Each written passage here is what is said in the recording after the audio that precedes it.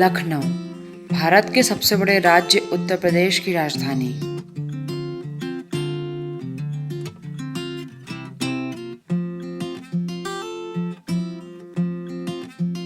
I strongly believe life is all about exploring, experimenting, and learning. In my journey of life, I got an opportunity to explore this place. Lucknow के नवाबी अंदाज, वहाँ की तहजीब, वहाँ का खाना और पहनावा, इसके बारे में तो बहुत सुना था। फिर चाहे वो बात हो लखनऊ की चिकनकारी की, टुंडे के कबाब की, वाहिद की बिरयानी की, लखनऊ के वो हम वाले अंदाज की, दस्तरखान की लंबी वेटिंग लिस्ट, प्रकाश की कुल्फी की, या 10-90 की दोस्तों के साथ वाली वो शाम की। ये लिस्ट अभी बहुत लंबी है।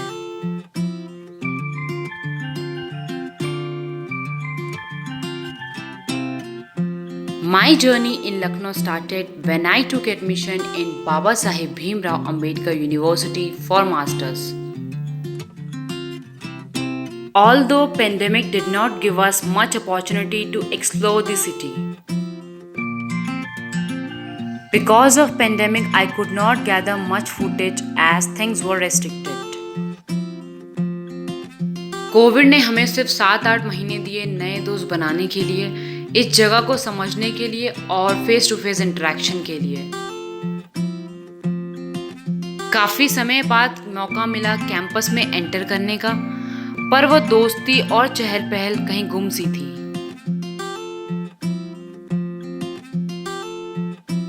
बस मिले तो कुछ बेजुबान दोस्त।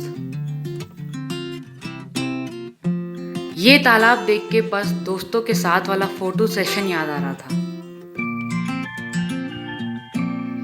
बस याद आ रहे थे क्लास के पहले बिताए गए वो पल।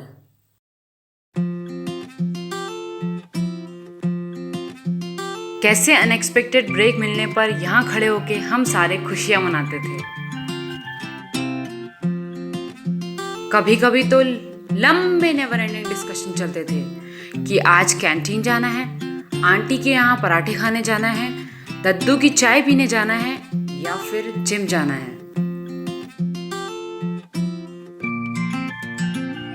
ढलती शाम के साथ घड़ी का इशारा था कि अब जल्द ही घर वापसी करनी है, तो हम इस दोस्त से मिलके निकल पड़े घर की ओर।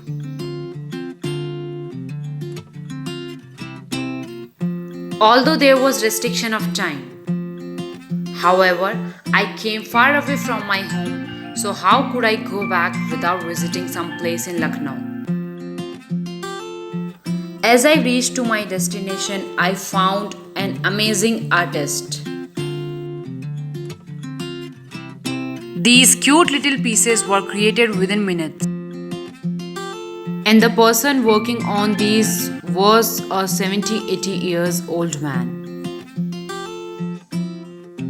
He has been making these from past few decades.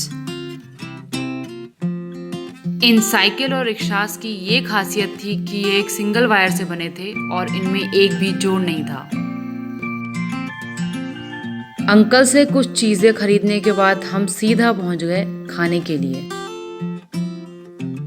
10-90 के स्ट्रीट फूड के बारे में बहुत सुना था, तो हमने शुरुआत करी लक्की सोया चाप से। रिवर फ्रंट के पास ये स्ट्रीट फूड सिर्फ शाम को ही मिलता है।